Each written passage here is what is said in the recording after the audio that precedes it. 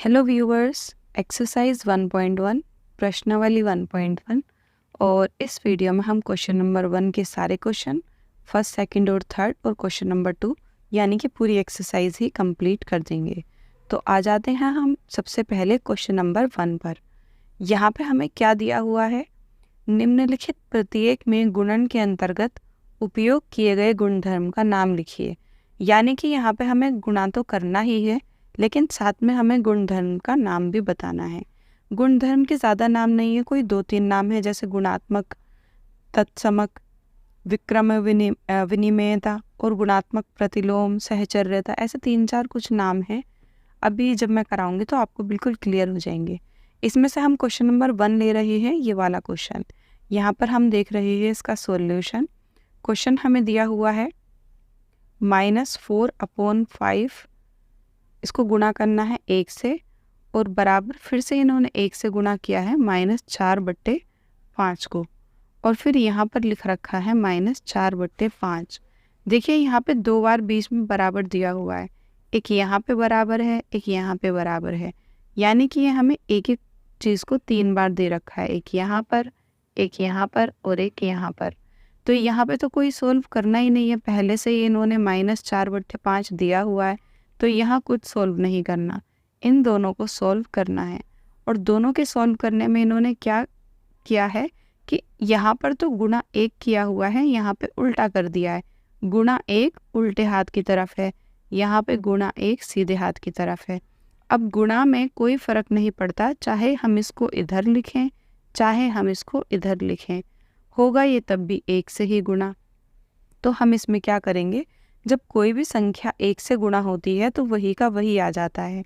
या फिर हम इसे ऐसे भी कर सकते हैं कि जब हमें किसी संख्या को 1 से गुणा करना होता है, उसके नीचे कुछ नहीं है तो 1 लगा दो, और हमें गुणा कैसे करना होता है, सामने सामने गुणा करना होता है, ऐसे। तो यानी कि 4 को 1 से गुणा करेंगे तो 4 एकम 4। और गुणा में क्या होता है, गुणा में हमें छोटे बड़े का निशान नहीं देखना होता, हमें सिर्फ ये देखना होता है कि प्लस है या माइनस। तो जो हमारा 4 है वो माइनस का है, 1 प्लस का है, तो माइनस प्लस क्या हो जाएगा, माइनस। तो ये माइनस के 4 आ जाएंगे। नीचे 5 को 1 से गुणा करेंगे तो क्या हो जाएगा, 5 एकम 5। तो ये आ गया हमारा -4/5। फिर बराबर का निशान लगाएंगे, ये वाला बराबर का निशान ये हमने लगा दिया। अब फिर से इस 1 को गुणा करेंगे -4/5 से, तो 1 से किसी को भी गुणा करते हैं तो 4/5 ही आता है। या फिर ऐसे कर लो जैसे अभी हमने किया था। क्या किया था, इसमें हम क्या करते हैं, जो भी संख्या है उसके नीचे 1 और लगा दो, और सामने सामने गुणा हम करते ही हैं। 4 एकम 4, फिर से माइनस का 4 क्योंकि प्लस माइनस माइनस, और 5 एकम 5।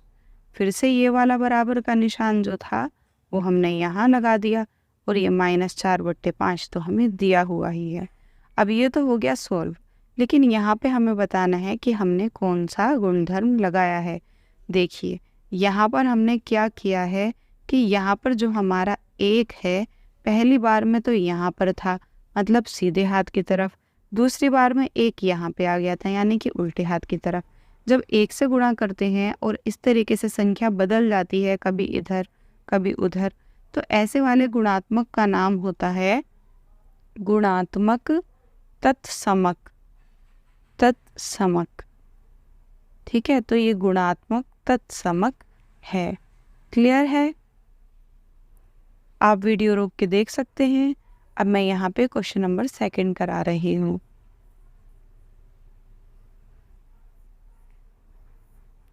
क्वेश्चन नंबर 2 में हमें यहाँ पर ये दिया हुआ है, इसके सेकंड पार्ट में यहाँ पर ये वाला, यहाँ पर देखिए हमें क्या दिया हुआ है, यहाँ पर हम समझते हैं। इस क्वेश्चन में हमें यहाँ पे दिया हुआ है 13/17 और फिर ये -2/7, बीच में गुणा का निशान है, फिर ये बराबर का निशान दिया हुआ है, फिर यह -2/7 गुणा 13/17। यहाँ पे पूरी की पूरी संख्या पलट रही है, मतलब 13/17 यहाँ पहले था, यहाँ बाद में कर दिया है। इधर की तरफ -2/7 बाद में था, यहाँ पहले कर दिया है। तो आप इसे इस तरीके से गुणा करें चाहे इस तरीके से गुणा करें, लेकिन इसका जो मतलब है वो एक ही रहता है। चलिए यहाँ पे हम इस क्वेश्चन को उतार लेते हैं। ये है -13/17, एक चीज़ और, अगर बीच में माइनस लगा हुआ है तो उस माइनस को हम ऊपर वाली संख्या पर ही मानते हैं, नीचे वाली संख्या पर नहीं मानते। यहाँ पे है -2/7 बराबर -2/7, फिर गुणा है -13/17। अब 13 की हम 2 से गुणा करेंगे तो कितना हो जाएगा, 13 दूनी 26, तो यहाँ पर हम लिख देंगे 26। अब बताइए निशान किसका आएगा, माइनस का या प्लस का? तो यहाँ पर देखिए हमें पता है कि माइनस माइनस क्या होता है, प्लस होता है। तो यहाँ पे 13 भी माइनस का है और 2 भी माइनस का है, तो माइनस माइनस प्लस, तो 26 हमारा प्लस का हो गया। और प्लस का साइन हम लगाते नहीं हैं, अगर बाद शुरू में नहीं लगाते ना, बाद में लगा देते हैं। तो शुरू में ऐसे +26 ऐसे नहीं लिखेंगे ना, खाली 26 लिख देंगे तो पता चल जाएगा कि ये प्लस का 26 है।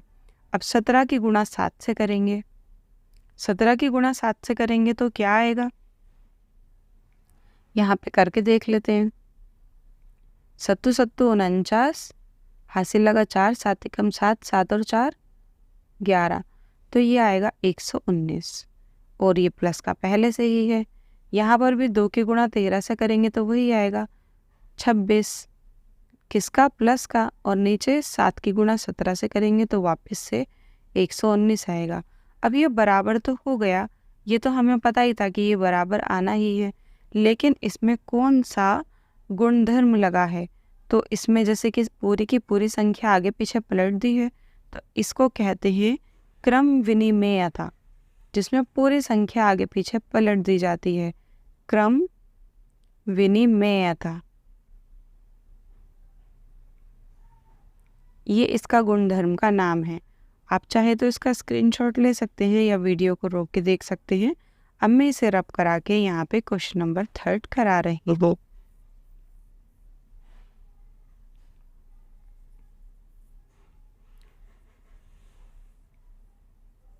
यहाँ पे हम आ जाते हैं इस वाले क्वेश्चन पर।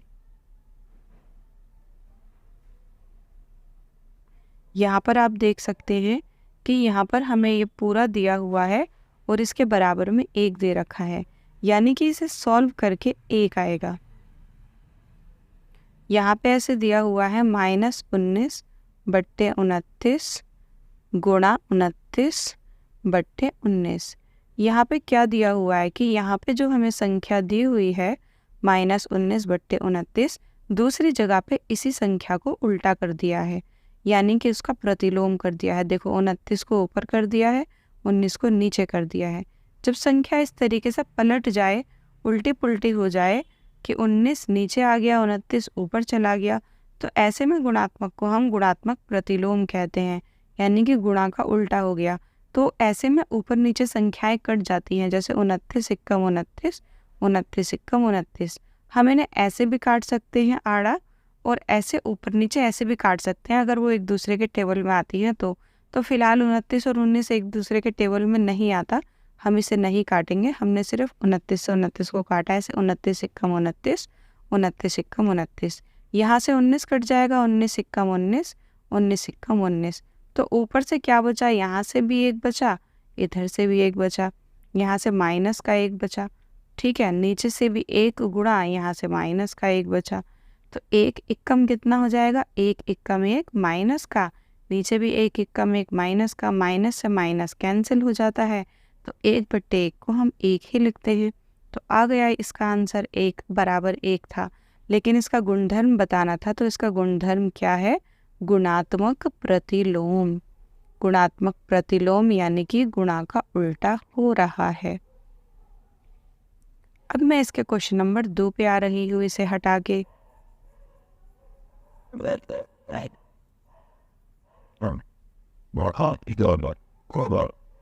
यहाँ पे हमें ये क्वेश्चन नंबर 2 दिया हुआ है। बताइए कौन से गुणधर्म की सहायता से आप 1/3 गुणा 6 गुणा 4/3 को 1/3 गुणा 6 गुणा 4/3 के रूप में अभिकलन कर सकते हैं। यहाँ पे सब कुछ तो सेम ही है, यहाँ पे अलग क्या है, देखिए यहाँ पे अलग पता है क्या चीज़ है, ये चीज़ अलग है। यहाँ पे अगर आप सोचें कि ये ब्रैकेट नहीं है, ठीक है, ये ब्रैकेट नहीं है, तो ये संख्या बिल्कुल सिंपल नहीं है। ऐसे 1/3 6 गुणा 4/3, और यहाँ पर भी यही दिया हुआ है 1/3 गुणा 6 गुणा 4/3। फ़र्क क्या है कि पहले इन्होंने ब्रैकेट यहाँ लगाया था और दूसरे वाले में इन्होंने ब्रैकेट यहाँ लगा दिया है। कहने का मतलब ये है कि अगर हम इन तीन संख्याओं को ऐसा समझे कि ये वाली संख्या a है और ये वाली संख्या b है और ये वाली संख्या c है, ये सब मैं आपको सिर्फ समझाने के लिए बता रही हूँ, बाकी इसका सिंपल सा सॉल्यूशन है। अगर c है तो हम चाहे तो a गुणा b को पहले गुणा करें और फिर c को गुणा करें, चाहे तो हम a गुणा b गुणा c इन दोनों को बाद में गुणा करें, तब भी हमारा जो आंसर है वो सेम ही आएगा। जैसे मैं आपको करके बताती हूँ। जैसे कि मान लो एक संख्या है मेरे पास 3, एक संख्या है 2 और एक संख्या है 1। यहाँ पर भी ले लेते हैं 3, 2 और 1। यहाँ पे मैं यहाँ पे ब्रैकेट लगा रही हूँ और यहाँ पर ब्रैकेट लगा रही हूँ। पहले अब यहाँ पे ब्रैकेट है तो यानी कि हम इन दोनों को पहले गुणा करेंगे। 3 दूनी 6 फिर गुणा 1, तो कितना आ गया 6 एकम 6। अब यहाँ पे क्या है, 3 को ऐसे का ऐसे ही उतारेंगे, इन दोनों को गुणा करेंगे। 2 एकम 2, 3 दूनी 6, आंसर तो वही है। तो कहने का मतलब ये है कि चाहे हम उसको पहले गुणा करें या इसको, आंसर हमारा सेम ही आएगा। यहाँ पे हमें गुणधर्म बताना है कि इस वाले गुणधर्म को क्या कहते हैं। तो इस वाले गुणधर्म को कहते हैं सहचर्यता का नियम। अब हम इसको सॉल्व कर लेते हैं। तो यह है 1/3 गुणा 6 गुणा 4/3 को करना है किससे, 1/3 गुणा 6 गुणा 4/3। तो जैसे 6 के नीचे कुछ नहीं है तो 1 लगा लो, ताकि ये तीनों ना बराबर हो जाएं। ये जो टेढ़े मेढ़े से लग रहे हैं ना ऊपर नीचे, ऐसे ना लगे। यहाँ पे भी 6 के नीचे 1 लगा लो। अगर हम गुणा कर रहे हैं तो किसी संख्या के नीचे अगर कुछ नहीं है तो हम उसके नीचे 1 लगा सकते हैं।